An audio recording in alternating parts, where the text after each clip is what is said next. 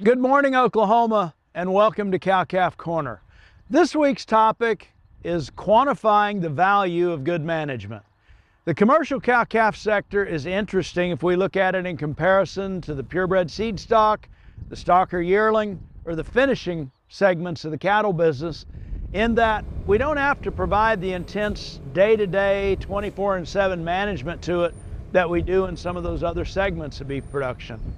Typically, if we think about commercial cow-calf production, we can identify some critical control points where we can intensify our labor and our management into some specific things that are going to lead to improved herd health or reducing the disease, reducing our parasite load, diagnosing pregnancy to make sure we don't incur that annual cost of running a cow without a weaned calf to return on that investment, and in particular, doing things that will raise the value of that weaned calf.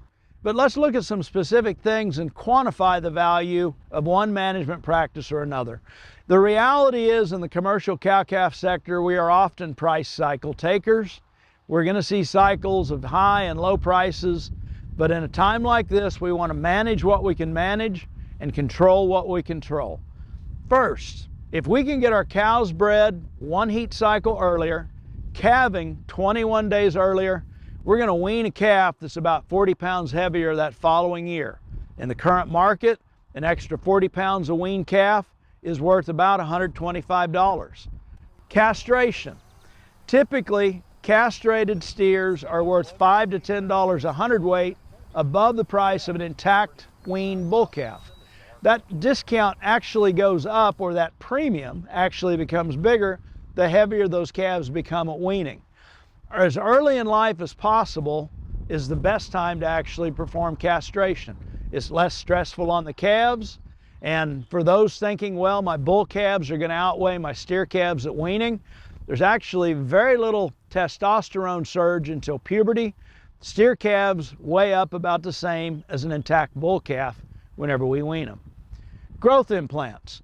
Growth implants for approximately a $2 cost give us a 10 to 20% efficiency gain in terms of growth in those pre-weaned calves.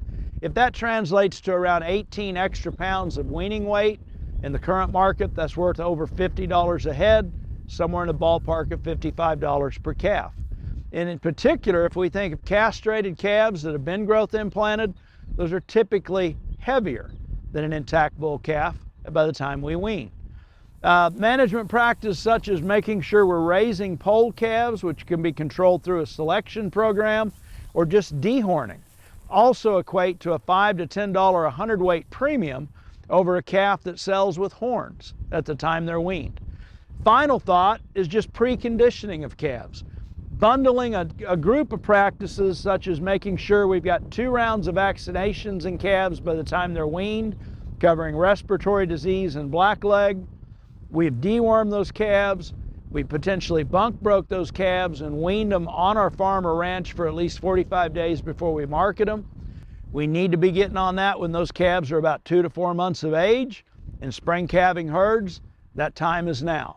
A lot of evidence that shows, particularly in something like the Oklahoma Quality Beef Network, or OQBN, going back over the last 12, 13 years, the average premium on those calves is about $13 a hundredweight on a 500-pound weaned calf.